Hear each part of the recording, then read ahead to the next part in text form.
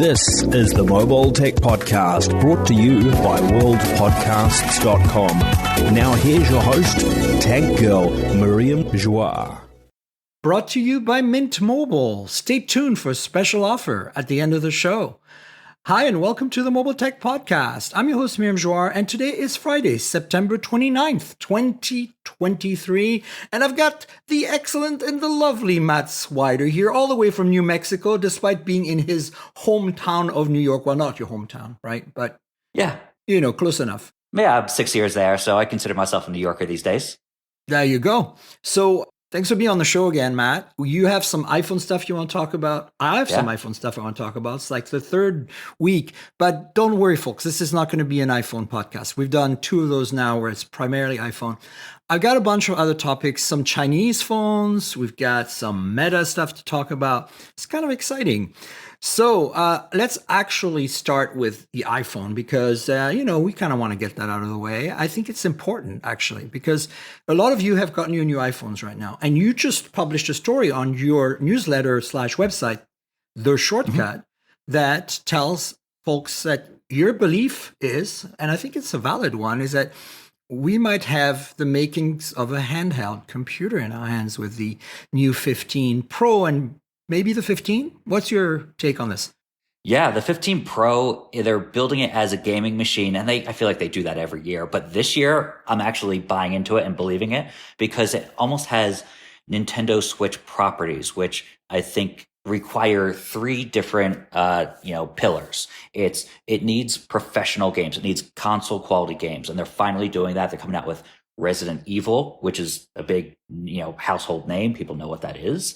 And Death Stranding and Assassin's Creed. That one comes next year. The other two are this year.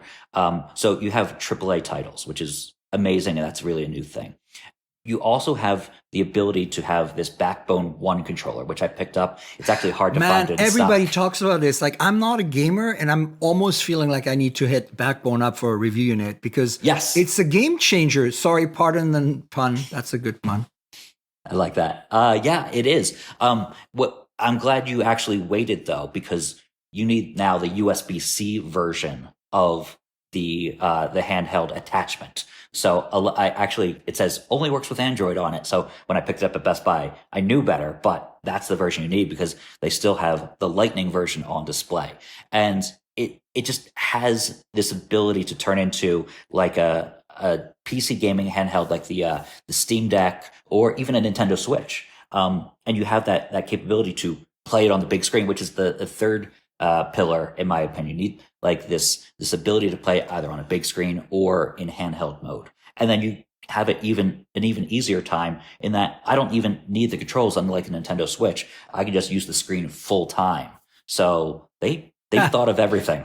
Yeah, look, it's funny because, my producer, Theo, this morning mentioned that you had said, hey, I want to talk about this. And I was like, wait, Apple's been saying forever this is a game console substitute. And I've been kind of buying it because, the performance is there. But sure, I see your point here.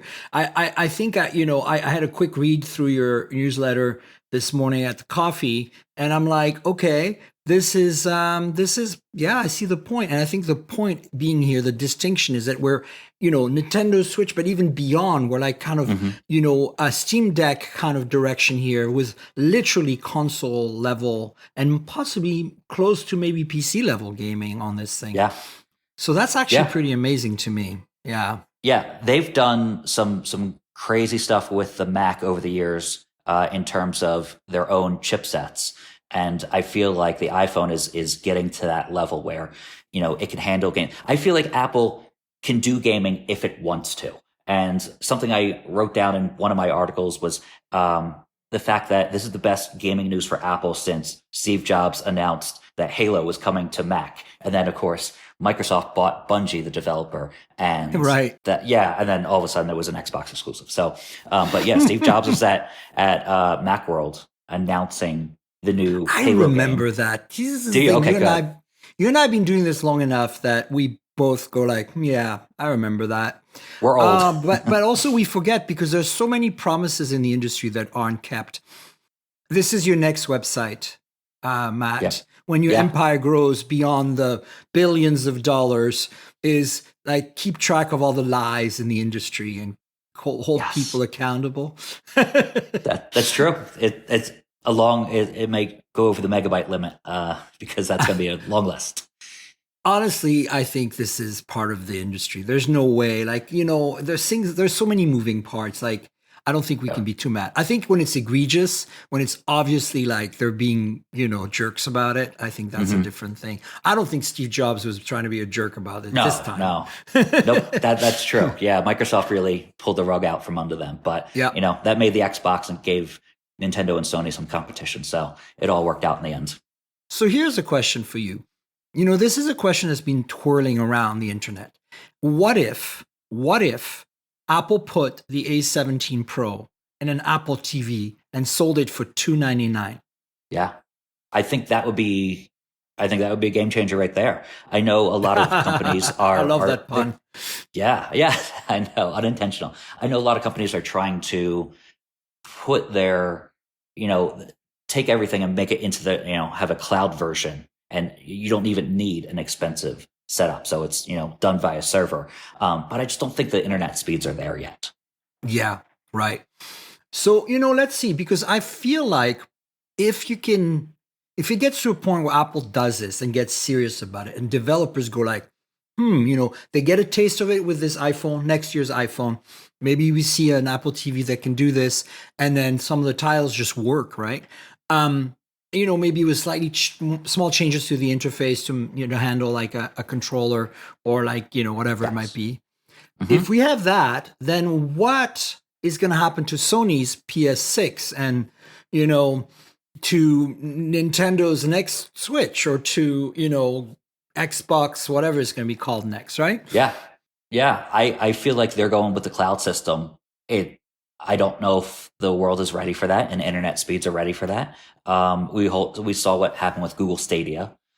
So I'm just unsure that they have a really good game plan. What they're doing at Sony right now is this handheld that is a second screen device, and they're not really winning a lot of people over with a lot of their decisions. No, but I think it's because, I worked at Sony back when the PlayStation Vita was being developed. I was a part of that. And, the excitement was it's a self-contained unit. And I think I love what I saw in the device that they just made, the remote device or whatever it's called. But I'm like, that's not what people really want. And as you said, I don't think our internet infrastructure is ready. Speaking of which, there's a lot of you out there, and I know even my audience who's tech savvy early adopters complaining, what's the point of 5G? It's not really that much better. You should check out Anshel, our friend analyst at Moore's Insight Strategy, wrote a very, very interesting report on on why consumers, the world is disappointed with 5G right now, especially in our markets like North America, the West, Europe, etc. So I think we don't have the bandwidth yet, the performance on our networks to do this wirelessly, and that's kind of why I think I would rather have this iPhone 15 with a super awesome controller and, almost console level gaming in the subway, you don't have to worry about self-contained, and you have a terabyte iPhone, you can put a 200 gigabyte game on there, right? Right. Yeah. And to give you another analogy, there's currently the Backbone One controller that I'm using has a USB-C connection. There's one that has the Lightning connection for older devices.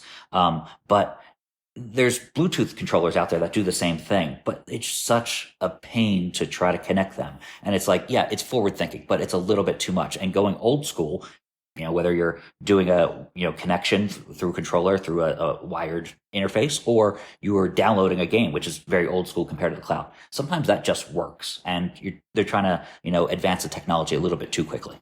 Absolutely. For me, I'm excited about your take on this because I think people need to get serious. I want the developers to get serious because I'm a former game developer. I spent 20 years in the industry, and there was this back then. I mean, things are very different now because mobile is still much more developed. But back then there was this very big dichotomy: like you're a PC developer, you're a console developer, like PlayStation, or you're a game handheld developer, like Nintendo, Game Boy.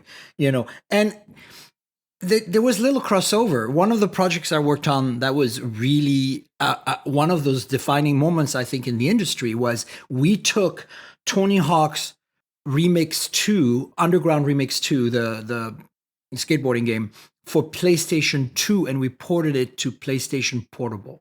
So we took a console game that was a pretty massive endeavor, and we squeezed it into a PSP, one of the launch titles on PSP, in fact. And we had 3 months to do it. Like, my boss came up to us and like said, I handpicked a few of you. You're the best. 10 grand bonus if you can get this in 3 months. 10 grand in 20 years ago, right? Right. And so guess what? We did it. We did it. Yeah. And I worked on audio, and my job was to make sure I could squeeze all the audio that was coming off the CD-ROM onto this tiny UMD. Remember the little optical thing? And it was really a challenge. And we got it done. I used every trick in the book I could think of. But that was fun. And I think I want to see developers do this, because you're right. Like, this is to the point now where they're not going to have to squeeze much out. Like, it's so close to a console or PC in terms of performance. It's almost a direct port. Like, you don't have to make any compromises, right? Whereas back then, like, we had to make a lot of compromises. Yeah. So, yeah. In my opinion, yeah, exactly. The console wars are over, and it's about where can I play this everywhere and anywhere, right? So 100%. Like, I'm, when you started your PS5 at the time, right? Like the whole, like, find your best deal. I was like, who cares? Like, I mean, no offense, right? Like, I was like, consoles, like, I get it. Like, I get it. It's great titles. It's more affordable than a gaming PC. But I'm like, this is not where we're headed. Mobile's where we're headed.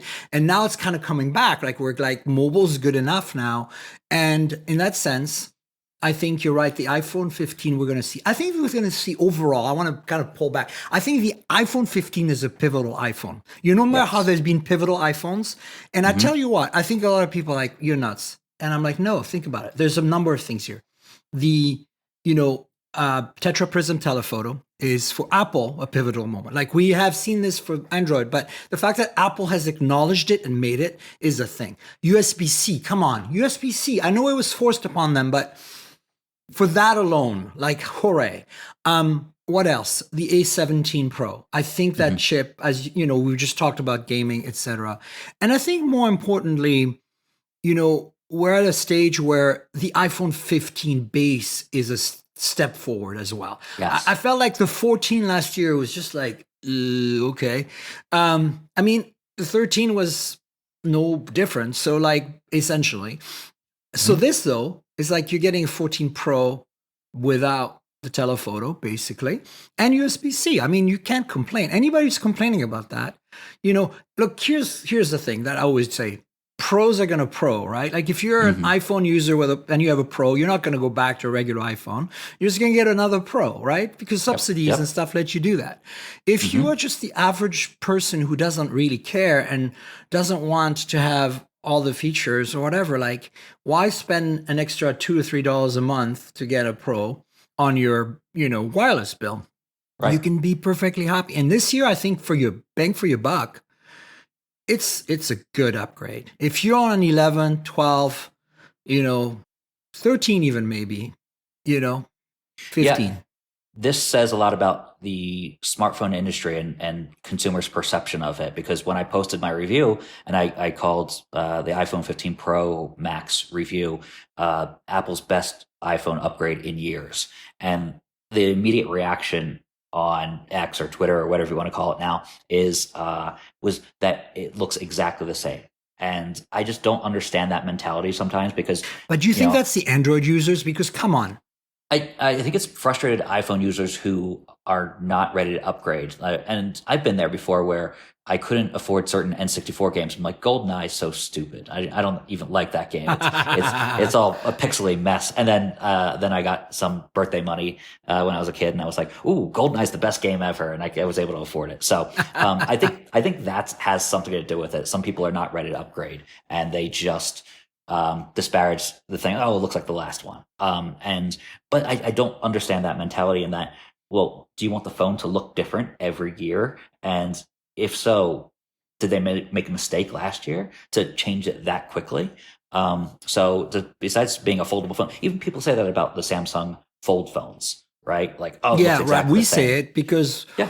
well, I think, yeah, I think this is a whole new topic we could dive into, but I think it's the topic of, you know, complacency, like in terms of Yes. design, right? I think Apple has not been complacent on these phones this time. Yes. I think Correct. that design wise, for sure, they are still, I mean, yeah, titanium improvements to the rounded edges, dynamic island, all these things, on the whole, like they add up, but like individually, they're like, man, compared to like, what we see, the accelerated evolution we see in folding phones. Like I got a couple new folding phones here I can't talk about, guys. And wow, like we're starting to see progress and it's moving very rapidly. And you're not seeing that pace on even Samsung's Fold series, right? Like, because they're like complacent because they're like the number one folding book style phone in North America. I know those of you listening in India and in China and stuff are saying, well, you got a lot of choice and we're very jealous over here. But the reality is right now, until OnePlus comes out with their phone, we don't really have more than two to choose from for the book style, right? And then for the flip style, we only have two as well because the cheaper Razr isn't out yet in North America, and we don't get any of the other ones. And you get in other markets, you get all these choices. But even within these choices, even those of you who are able to buy the Honor Magic V2 or the Huawei, Pocket, the P50 Pocket, like whatever, you get so much more variety than we do. And you probably see much more progress. And I think that, that is because in this industry here in North America, it's like Apple versus Samsung. Like Pixel's doing some good stuff. We love their products. We see some inroads. I see more people in the wild with Pixels. It's obviously working. But compared to the number of people with an iPhone, number one, and a Samsung even, I don't actually see that many Samsung phones in the wild. When I do, it's, the flagships and the folding phones. I don't ever see an S23 regular. Like, you know what I'm saying? Like, have you seen one? But you see iPhones all the time that like 12s and 14s and 13s. Yeah. So it's so rare. It's so rare to see an Android phone. I saw one yesterday, a Google Pixel phone, and I was just like stopped in my tracks because I was so astounded. But yeah, that and then when you see a OnePlus phone, usually it's an older one, and you're like, yeah. Oh my God, I saw a OnePlus phone in the wild in North America. What's going on? Like this is the sad world we live in. And that's why you don't see these manufacturers, especially Samsung, pushing the envelope. And so that's why I'm happy to see that, Pixel Fold is pushing the technology in the camera side, because that's, I think, where Samsung is lacking right now on the Fold, at least. And, who knows what OnePlus is going to bring us, but I'm sure it'll be exciting because it's Oppo, right, essentially. And we know they can deliver. So, yeah, I think this is an interesting time to be in mobile. And speaking of the iPhone 15 Pro Max, I want to talk very briefly about the DxOMark results for camera. And look, this is interesting because for a long time, I didn't really understand what DxOMark was about. I thought they were kind of like, what are you guys? Who are you guys? Like, how, like, do we want to really take you seriously or not? Because, look, ultimately, I'm a scientist, an engineer, and, I believe in lab testing, but at the same time, I know it's not what defines a product. A product's experience is what defines a product. So I was kind of a bit dismissive about them. And then they invited me to visit them in France in their labs last year. And I toured their labs, and these guys they're not fake. They are for real. They are doing some crazy testing. I don't always agree with the way they're doing things. I don't always agree with the results I see because they're very data focused and experience is really important. But they're changing that. They're understanding. So they actually now have some subjective tests that they run alongside their objective tests.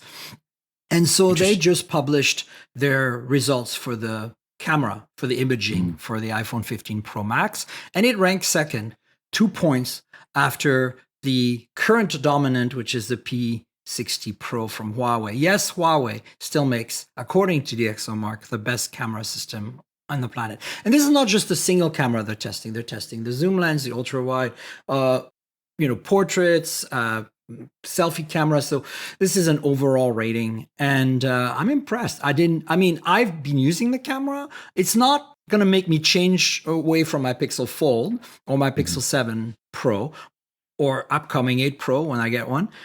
I'm sure it's going to be good. But at the same time, if you have an iPhone 15 Pro Max right now, I think this is an upgrade in terms of imaging. And I think because of these small steps, a lot of people are like, how can my iPhone 15 be better than my 12? It's been so many, little refinements in imaging. I'm like, no, it's the imaging is one of the areas where the deltas are significant every year. Wouldn't you agree, Matt?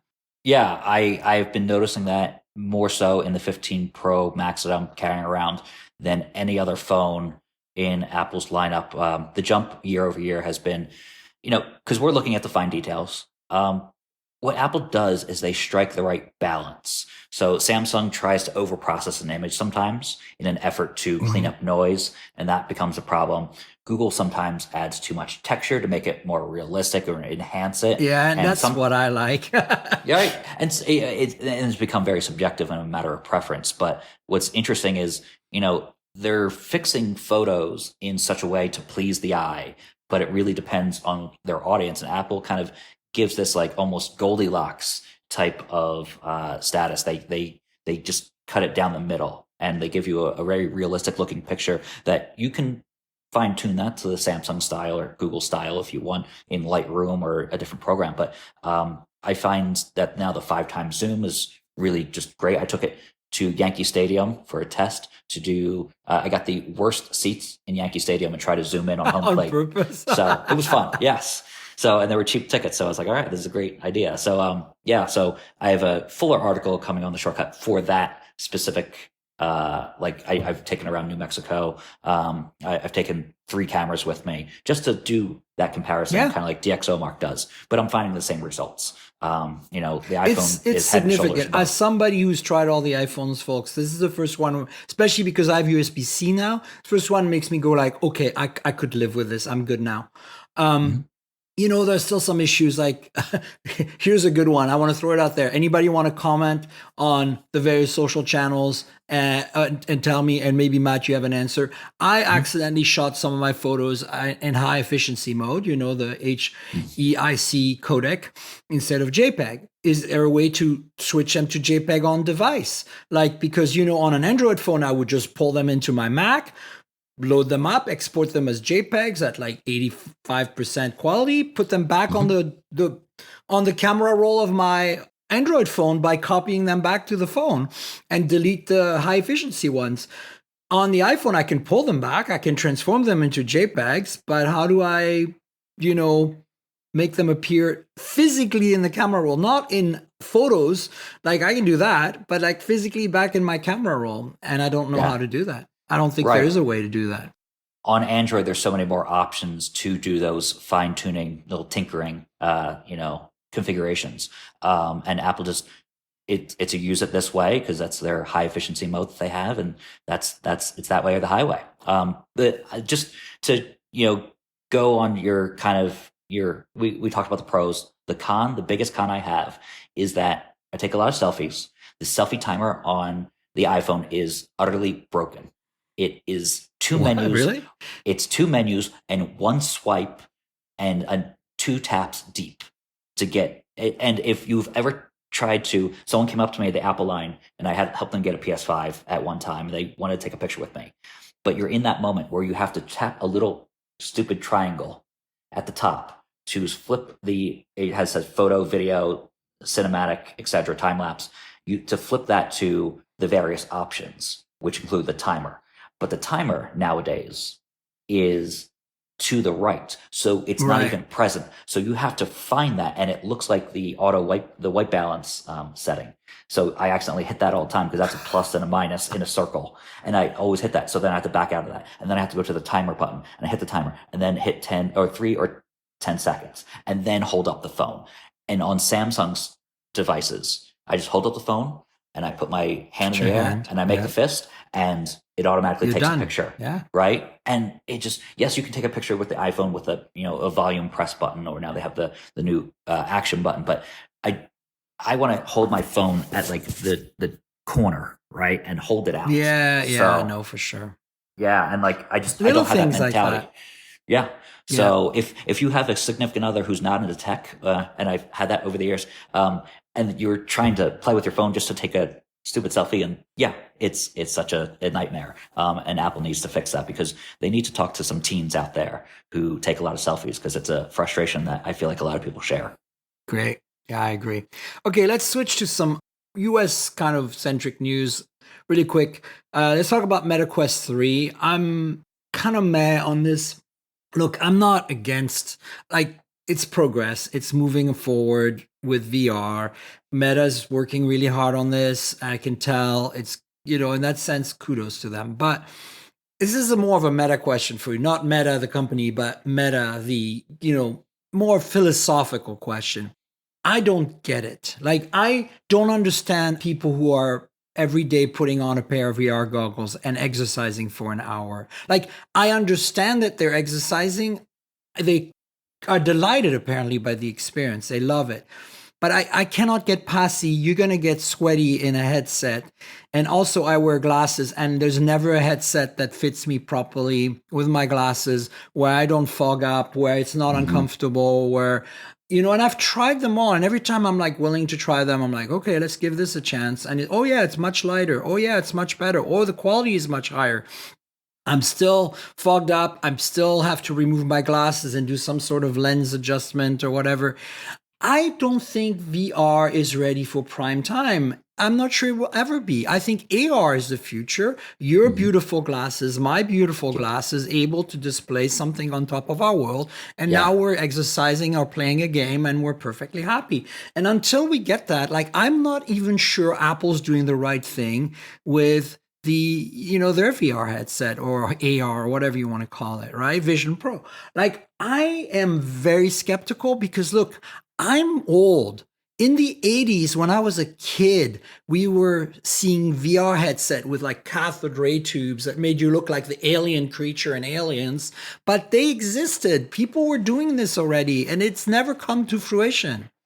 The steps have been so small evolution-wise that I am not convinced. So, I'll put a link to The Verge's, hands-on, because, Adi is awesome and she is an expert at VR and I trust her judgment. You can look at the specs and all that. But I want to ask you, Matt, more like, is this real? Do we care? Does it matter to the average person, even a tech-savvy early adopter person, if it's so specific to people without glasses and people who don't, live like in sweaty Philippines? You know what I'm saying? Right. Yeah. Yeah. You could say that they're putting the meh in MetaQuest. I've been sitting on that one for a solid minute. But yeah, no, I agree with you. I experienced this with PSVR 2 as well that Sony came out with. It was $550. It was too much money and it didn't advance the technology nearly enough. And I think Meta, previously Oculus, has done a good job at being the market leader, but they really don't have a lot of competition.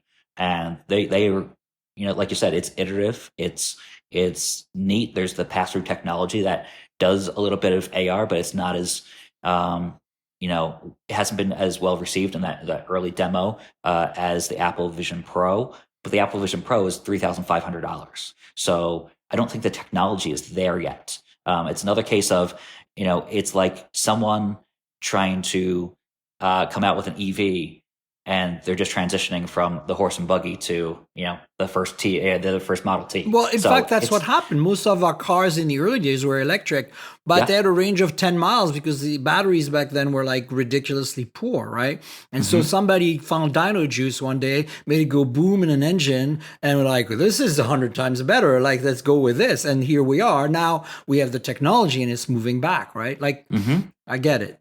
Yeah. So I think we'll be there. I think these devices, especially the Apple Vision Pro and maybe the Meta Quest 3, are for the developers, right? For creating that ecosystem. And it's not a developer only, invite only thing, but it's something where when they do get it down to the size of these glasses, the technology is definitely not there yet. We've seen, cool prototypes from TCL and other companies, but, like the display is a little bit, it's a little bit wonky. The battery life is very short. But when it gets to that level in version 3 of, what Apple's putting out there, then maybe maybe in 5 to 10 years will have, mass adoption. But I don't think it's there unless you get down to this size.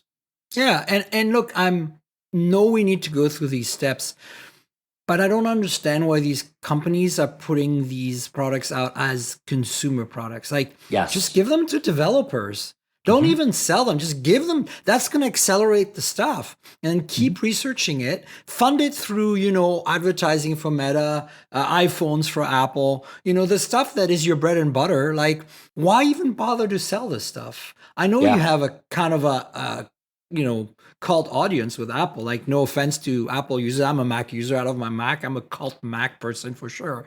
Not an iPhone user, but I get it. I get the love. But I'm just saying, like, why? Even because it's confusing the consumer. The consumer is going, this is crap. Why would I want this? Why are they telling me to buy this? Because they don't understand. Instead, if you said, no, this is not for you. This is for other people, right.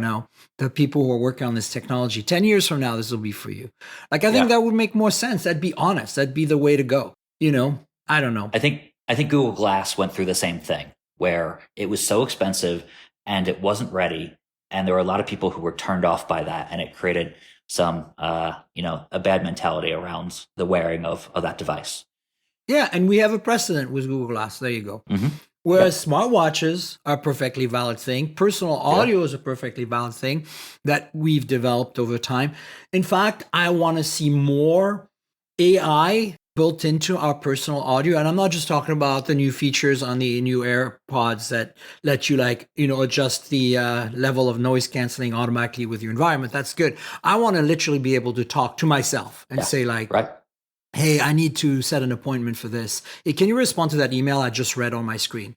Like, I'm still using my phone, but like I'm rushing, I'm running, I'm heading to the gate at the airport. The plane is boarding. I'm like, please respond to that email. Like, you make it up. Like, tell them that I'm on board. It's all good. And they compose an email that's formal, signed Miriam, sent to. That's what I want. I want that magic. I hate that word, but I might that magic synergy between these products to the extent where it's completely seamless, and it's not there yet. And I think audio is the last bastion. Like, it's one of the most important parts of this. Like, yes, you can do something with smartwatch. It's nice to do this now, the little pinch thing. For those of you watching on Patreon, we're doing pinch gestures, me and Matt.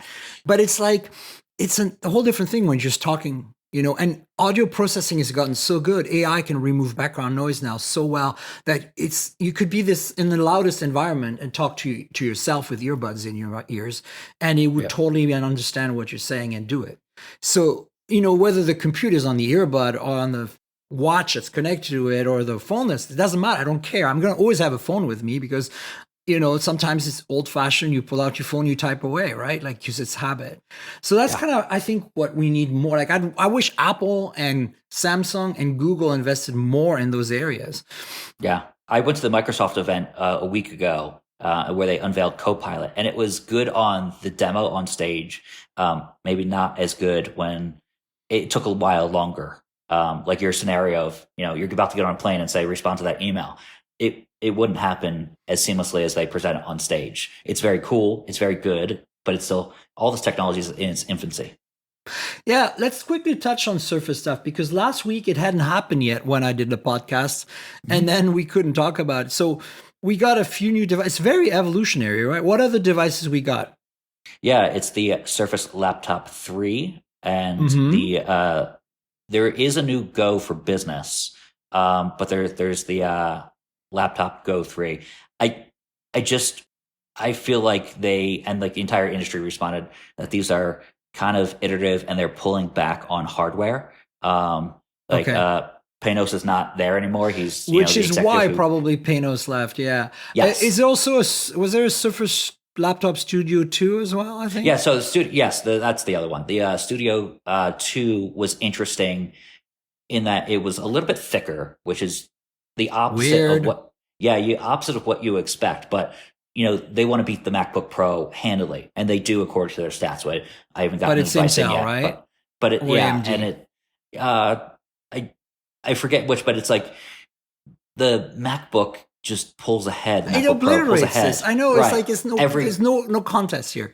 Yeah. Oh, So so weird. even if they win is short term, that MacBook Pro, that next one that comes out, is just gonna be a lot better, a lot faster, and just easier to use in a lot of ways. I switched after I bought my first iPhone, or I got my first iPhone. I switched to Apple devices. I was a hardcore Windows fan up until that time, and it was like the gateway for me to start adopting Apple technology.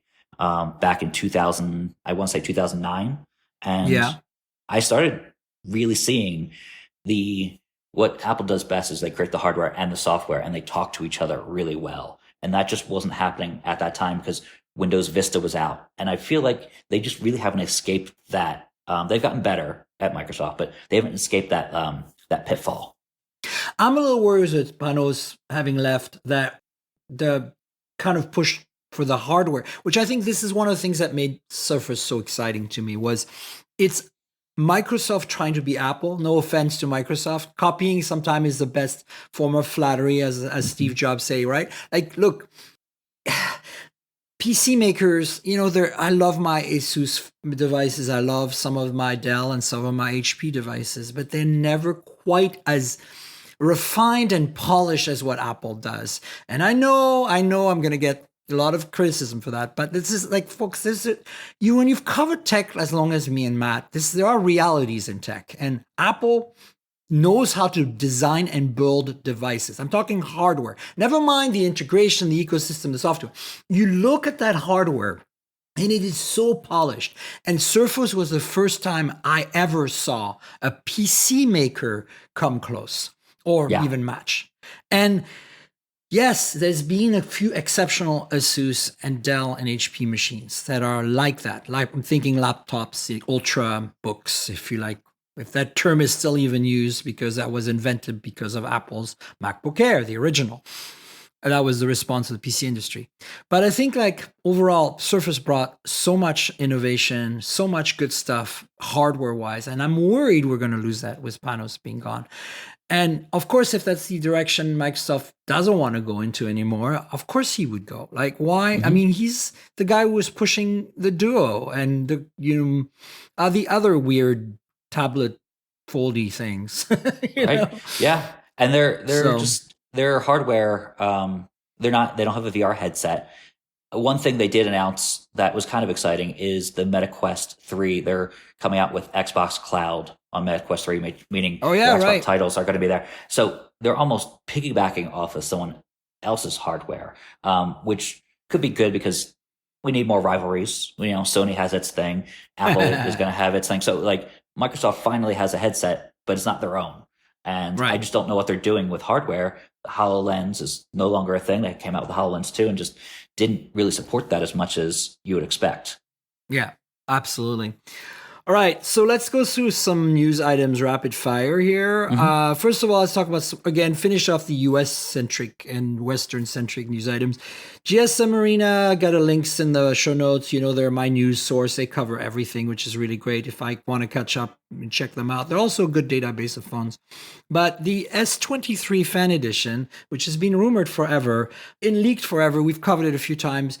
I think it's very close to coming because there's rumors of a price of $599, and those rumors of the Snapdragon 8 Gen 1, not 8 Plus Gen 1, folks, somehow weirdly 8 Gen 1, are actually, from my sources, looking like they might be true, and that is very strange. It feels to me like Qualcomm's like, oh, we've got a little surplus of these crap chips that everybody hated. Have it for your fan edition for the US model, I think, because I think there's going to be a fan edition abroad with Exynos, is my gut feeling. But here, look, this is just a rumor at this point, but I have a feeling the shoe's about to drop. So if you are, looking at a fan edition, you might also want to look at an S23 regular because it's probably available for $599 right now as well. So don't wait for this phone. I think, you're going to get a better experience with a S23 if you can find one for a good discount through your carrier. Like, I'm not even sure. Why do you think they're making this phone, Matt? Like, what's the point when you can buy an 8 Gen 2 S23 or S23 Plus for probably $599 now? Yeah, in the U.S. market, it doesn't make sense. Maybe elsewhere, if the S23 regular is more money. Like it's just it's too many. It's what Samsung is guilty of, having too many devices out there. And you think, Yeah. oh, it trickles down. I get some, lesser specs for only $600, but the S23 series has been on the market for a while. So, you're going to get price drops, especially on Amazon and different locations, to find that phone, which is a better phone for around that same $600 price point, or that's what's rumored. Basically, yeah. I don't know. I think that during the early days of COVID, when the S20 Fan Edition hit, it really hit the right nerve. Like it had the right scale down, but not too scaled down version of the S20 with, a really aggressive price point. And I think it was relevant. The S21 FE did not hit that. It was disappointing in that sense. And the S22 FE didn't exist. The S23 FE, I don't think is going to be worth our while in this market. So for those of you abroad, though, might be totally awesome. Also, rumors. This is a rumor, or maybe it's not. Let me see. That the Sony Xperia 5 Mark V might not be coming to North America at all. So apparently, Sony said this in a statement. It's not coming, so it's not a rumor. But look, I love me a Sony phone, because anybody who goes nuts and makes whatever the hell phone they want and doesn't care if they're selling any and prices it like a baller, basically, and it's a good product all around. Like it does everything well, it has every feature you can imagine, and this is just a scaled down version of that. So I appreciate Sony for what they're trying to do, but I'm not surprised this is not coming to the US. Come on, like why would they even bother, right? So yeah, don't expect too much. Yeah, they're focusing on the Xperia 1 V or 5, right? Yeah. Mark 5, yeah. Yeah, and that seems to be, if I was running Sony, there's been times where I was like, what are they doing? This is, a terrible decision. I think this is a good decision for them, simply because they should put their eggs in the flagship basket. They're slowly starting to do that over the years. I'm mystified that Apple is the one leading the gaming charge right now, and it's not Sony, despite having the PlayStation brand backing. They tried it a couple of years ago. Because they're too siloed. They're too siloed. Yes. The only silo that have managed to kind of cross over a little bit in the last few years is imaging with the Alpha team and the Sony Xperia, the phones. You and I and the other journalists for decades or years complained enough to Sony saying, you make the best camera sensors in the world. You sell them to Samsung and Apple, and you're not using them for yourself. Like, what is wrong with you? Well, we don't want to step on the toes of our... No, work together. This is the whole point. Right. And they did, and it's paying off.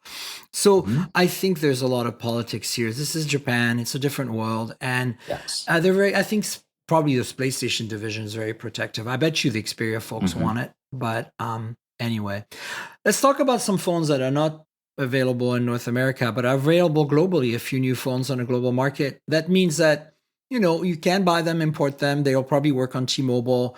AT&T's been pretty pedantic about their phones on their networks lately. I've noticed that if I put my AT&T SIM in phones that are marked as global from Asia or Europe, that they will disable my SIM sometime after a few days.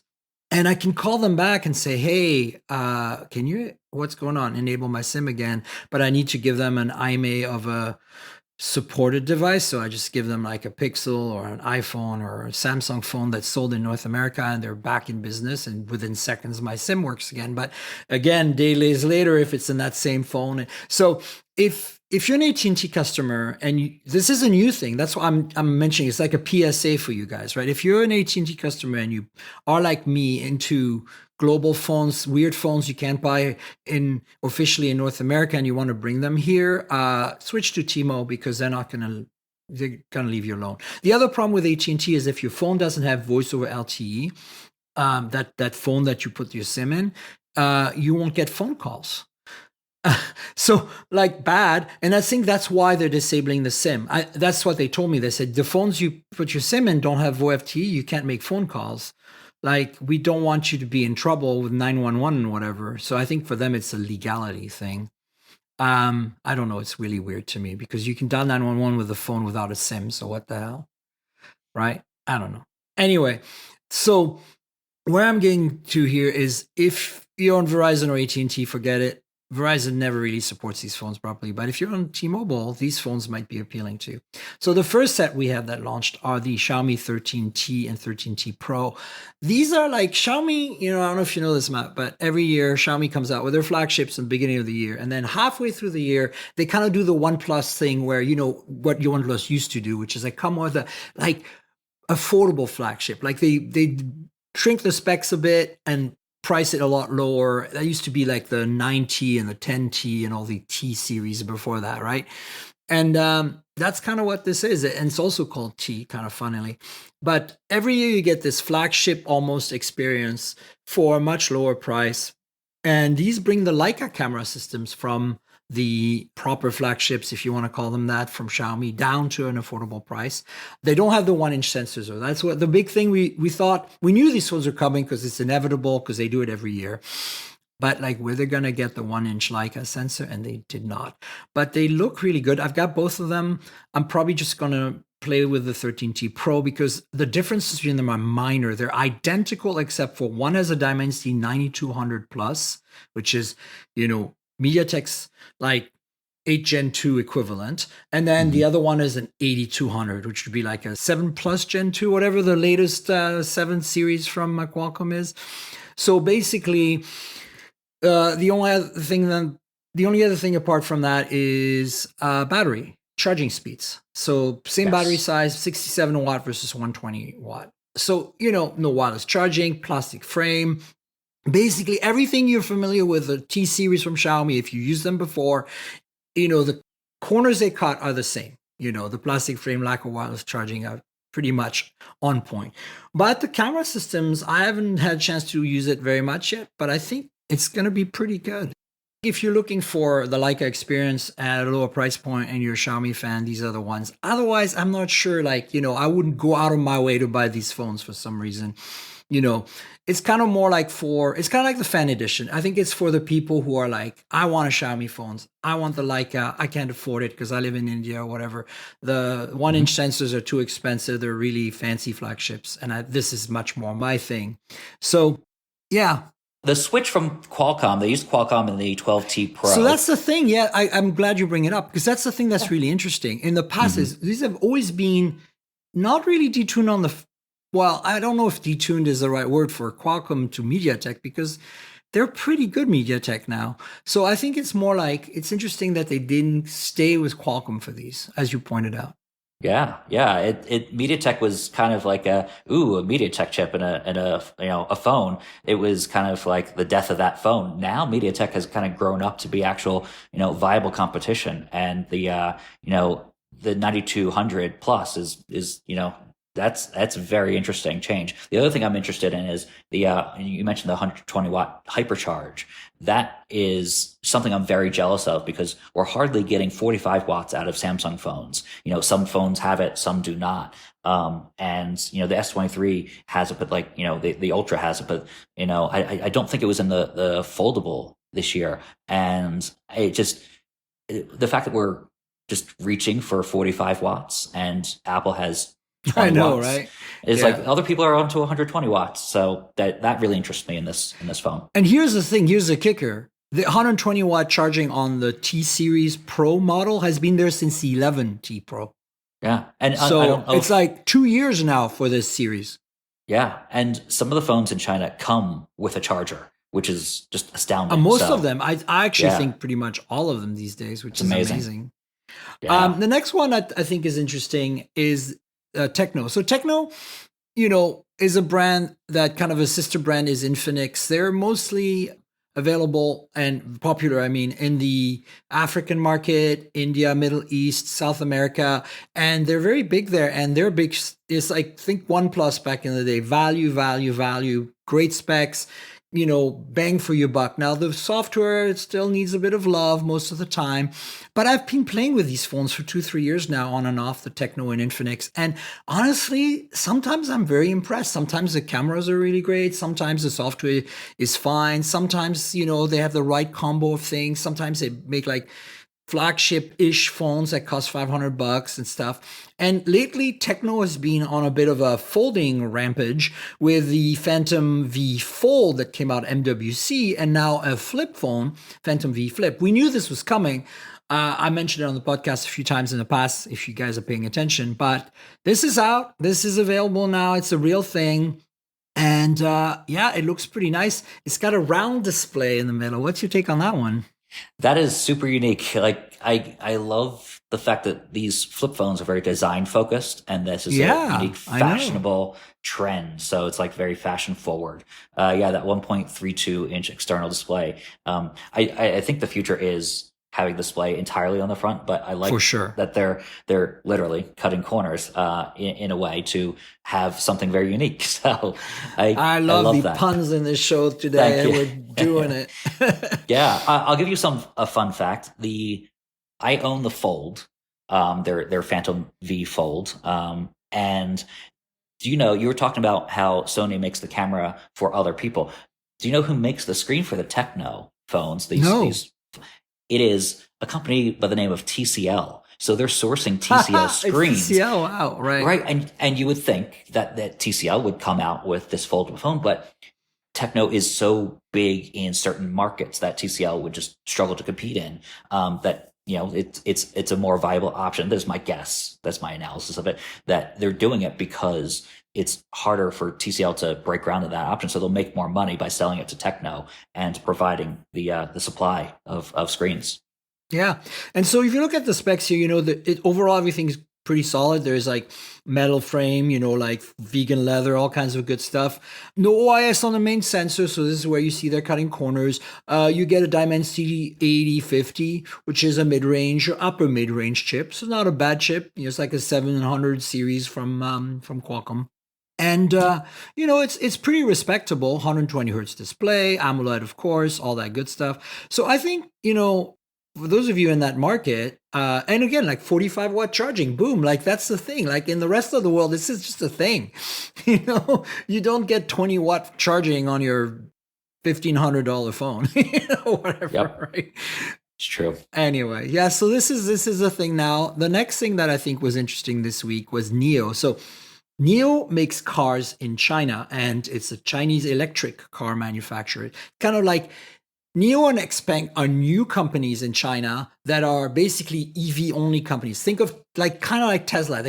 They're startups. They came out of nowhere. Now, of course, I'm sure they're heavily funded by some, bigger car maker in China or something. Like, I'm not sure the exact, but their cars are cool. Every time I see a NIO or XPeng review on YouTube from somebody who lives in China, or now they're coming into Europe too. So, like Norway has the most EVs in the world. They've had the NIOs and XPeng for a little while. So we're starting to see reviews. Everybody's ranting and raving about them, how awesome they are, and saying, Tesla better watch out. And I believe it, because these are heavily software defined vehicles, which means they're like the Tesla. Everything is software upgradable, unlike the traditional car makers who rely on different companies to make the different components. And so they have these companies are the ones making the software and the hardware. And then Mercedes integrates all that stuff, like suppliers that are creating their stuff. And then it's harder to upgrade all the different boxes in the car because they're made by different people.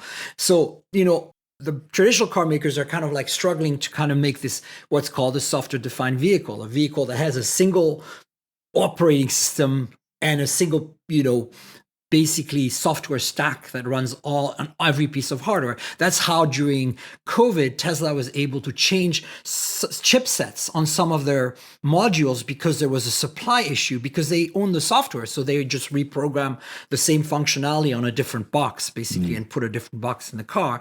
And then they can have, flexibility and also upgrade the software anytime they want on anything. So NIO and XPeng, I like that. And this is so cool. Neo decide, hey, let's make a phone. Let's make a phone for our customers in China, right? And so this thing is dope. Did you see the specs on this? It's like a proper flagship. I did. I'm very surprised on their first run that they have competing specs. And I know you're going to mention this, the fact that, it doubles as a car key, and has, all this vehicle related technology to it. One thing I will mention that is just what I appreciate about changes happening in the industry is that they're clearly making their money from cars and other things, but they have no ads in the system, so they don't need to stoop to that level. So it doesn't have the bloatware. And for a $900 phone, I'm willing to pay a little bit more to have that luxury, that benefit. Yeah. And I think this is, if Apple made a car, the iPhone would be this phone. You know what I'm saying? Like, it's really designed to be fully integrated in the ecosystem. And for those of you who are like, don't really get it, like, you have to understand software defined vehicles, they have their own assistants. Like what Neo has a little globe sphere on the middle of your dashboard above it, that has a screen on it, and it rotates to face the passenger or the driver, and the passenger driver say, hey, assistant, or whatever the keyword is for their assistant, right? And it goes like, it's a smiley face thing, like the screen, and it rotates towards you and says, hey, what's up? What can I help you? Oh, please lower the passenger side window. And it does that. Like, I know a lot of you don't have cars that do that, but I've been living with a Tesla for a few years, and you can literally do that. Say, like, open the driver's side window, and it does it. Like, you get used to it. So it's kind of cool that they have this phone now. And this phone, if you just want, I almost want to import one just to play with it, because Snapdragon 8 Gen 2, 350 megapixel cameras, LTPO OLED 120 hertz, 6.8 inch, 1800 nits, 1440p display, 16 gigs of RAM, 1 terabytes of storage. These are the top specs. There is intermediate ones, but like, it's just insane, IMX 890 main sensor, 2.8 telephoto with OIS. They did not skimp. This thing is solid. IP68, 5200 milliamp hour battery, 66 wired and 50 wireless. 50-watt wireless charging. Like if you had shown me this phone and outside it was Neo, I'd be like, this is cool. I want this new company. I want to try it out, right? Like, this is crazy. And the prices, okay? Here you go. 900 for the base model, 12,512. 12 1 terabyte is 950. 16 and 1 terabyte is 1,025. Wow. Just wow. What do you say, Matt? It's amazing that they're able to sell it at that price point. It fits into the lineup of regular phone at those specs. The fact that it has a Snapdragon Gen 2, 8 Gen 2 is just amazing that they're able to compete at that level, and they're because they're going about it through a different mechanism. They're using it as get another pun, a vehicle to sell cars. So yeah. Oh God, we're good today. Yeah. You and I you're really nailing it. Yeah, look, I'm almost tempted to see if Trinity in Hong Kong can bring this to me, because Trinity is an importer. They're really awesome. Ben Sin gets a lot of his phones through them since he's in Hong Kong on a regular basis. Ben Sin from XDA, awesome person, awesome YouTube channel. Check it out. But I don't know. I've got a thing for this tight integration in ecosystems, and of course, I don't have a Neo vehicle. But even without that, I'd love to see what this phone is like. Others have tried it and failed before. You had, it begins with an L. The Netflix of China tried it. Leico, thank you. So they had that. And there's just been other companies who have tried getting to the phone market and the car market at the same time. And it's failed before, but this one actually seems promising. So I'm looking forward to testing it out as well. Let's find out. Yeah. Last thing that I is eyebrow raising. We knew this was coming, but they're out now. Is Nothing's more affordable line of CMF products. CMF is their brand. It stands for color, material, and finish. It's an industry term for what we talk about when we say materials and paint / pleather / aluminum, anodizing, titanium, and color. Of course, makes sense. So, what's your take on Nothing, which is already kind of like trying to be, an outlier and in a design-focused brand, and an affordable value design focused brand coming out with a even more affordable sub brand like Nord did to OnePlus already Right. so early in their lives. Of course, in India, this is totally going to fly. But what's your take? Yeah, I think they need to do as much as they can as quickly as possible to stand out and appeal to that mass market, because I think Nothing Phone was good. Nothing Phone 2 was. I feel like it fixed a lot of issues that people Really had with solid. the first Yeah, one. I agree. Yeah. Yeah. But like the market penetration just is it's a tough time to be in that industry of being a new player. And I feel like they're just trying so many things so quickly. I think they need to do that. So yeah, I think having a sub brand has worked for other people. Like you mentioned OnePlus. But I think the more news that they make early on, the better traction they'll have, and they're going to have mass appeal, like you said, in India and other places. Yeah. Where this is gonna, yeah, only India, as far as I can tell right now. There's a 65 watt gallium nitride charger, right? It's got two USB-Cs and one USB-A on it. So, that's kind of like a pretty low hanging fruit. And there's a watch and buds. And the buds have noise canceling, which is pretty amazing. Considering the first gen OnePlus Nord didn't have it, and the Nothing Stick don't have it. Out of the box, they're coming out with ANC on their earbuds for the CMF brand. Interesting. And then finally, you've got a smartwatch, and I don't know. It's probably just one of those, fitness bands on steroids smartwatches, which I have a legit, I think, purpose. I love these things, honestly. 2-week battery life. Come on, you can't go wrong with that. And you still get a big screen on your wrist that shows you your notifications. Sure, you don't get Google Maps or whatever, but who cares, Yeah, I don't use that much anyway on my wrist. For me, it's a lot of times for a lot of people, it's a notification machine. That is its primary use. So if they're getting that and they need to appeal to that Indian market. And the step tracking and the health tracking and all the sleep tracking, all that stuff you need, So yeah. So there you go. So maybe I'll see if I can weasel Nothing's PR people into sending me some of this stuff. I just want to try it out, just for for fun. Yeah, that's the show, folks. We've kind of covered a lot. I'm really glad you brought up all the gaming stuff because, I'm not a gamer, but I worked in the game industry. So I'm really it's really interesting to see your perspective. That article, I think, really hit a nerve for me that you wrote. So obviously I'll link to it. Thank you. Folks, go check out Matt's excellent work. Do you want to pimp your stuff? Tell people where they can find you on social, where your website is and your newsletter is. Yeah, so theshortcut.com is free to sign up. There's some bonus content for paid subscriptions, but free to sign up. And we post every day on theshortcut.com, but we don't ping you for each news story. We kind of do a roundup of the news story so that we don't spam your inbox. But yeah, we post every day. And then at Matt Swider is my Twitter handle, or X, and also on Threads these days. And yeah, and all the social channels. So YouTube and everything. We're trying to ramp up YouTube a little bit. So what I'm focusing on is, the website, the newsletter, the Substack. We're the largest consumer tech site on Substack. So it's been going well. And thank you for linking to it and checking it out. And thanks for having me on.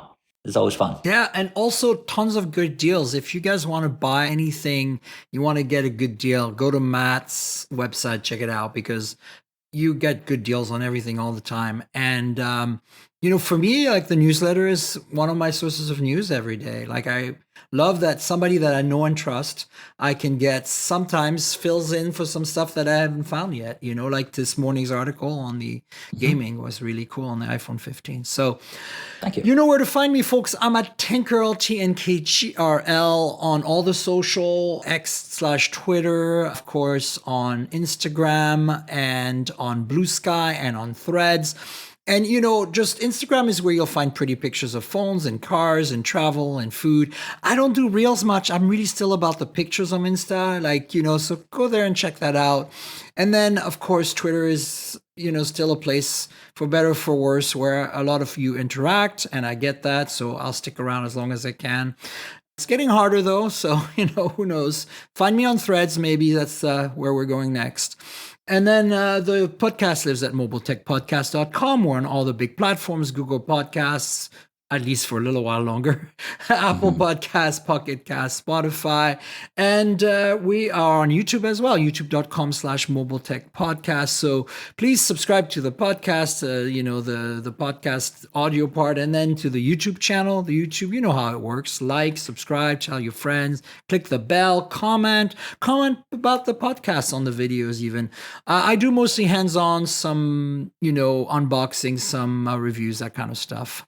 But if you want a special treat, you can watch the podcast every week on video and have us sometimes brandish devices and do the finger tapping like we did with the watches earlier and see our happy faces and be more kind of immersed in the experience by joining Patreon. Patreon.com/TankGirl. That's patreon.com/TNKGRL. I have a video version of the podcast. You get it a day or two ahead of time. And sometimes it's extra content. We go overtime and I add that content, I keep that content in for the video. So you get podcasts that are longer and the audio version that gets cut. So consider that. Bloopers as well. Some fun stuff. So yeah, check out the Patreon. There's other perks there, including our Discord server and stuff. So hope to see you there. And finally, I want to thank our sponsor, Mint Mobile. I review a lot of phones, so I'm constantly juggling multiple devices. While that's fun, it also means I'm spending a lot of money for wireless service on multiple SIMs. Thankfully, there's Mint Mobile, and that's who I'm teaming up with for today's podcast. If you want to save money on your wireless service, switch to Mint Mobile. You've probably seen the Mint Mobile ads featuring Ryan Reynolds, but let me quickly tell you how fantastic their service is, especially for tech-savvy early adopters like us. Mint Mobile offers premium wireless for as low as $15 a month, and you don't have to sacrifice any coverage, speed, or data. They're built on the nation's largest 5G network. They keep costs low because they sell direct to you online. They cut out the retail stores and salespeople. Why should you pay more than you have to for access to the same network? In my experience testing phones, Mint Mobile delivers the same data speeds and call quality as the big three for a fraction of the cost. Switching to Mint is super easy. Thanks to their eSIMs, you can sign up and activate immediately right on your phone from the comfort of your home. No more standing around waiting in line at a big wireless store. You can keep your current devices and phone number and easily switch services. And if your phone isn't eSIM compatible, Mint will ship you a new SIM card free of charge. The whole process only takes 15 minutes, and if you get stuck, Mint has a great customer service team to get you through it.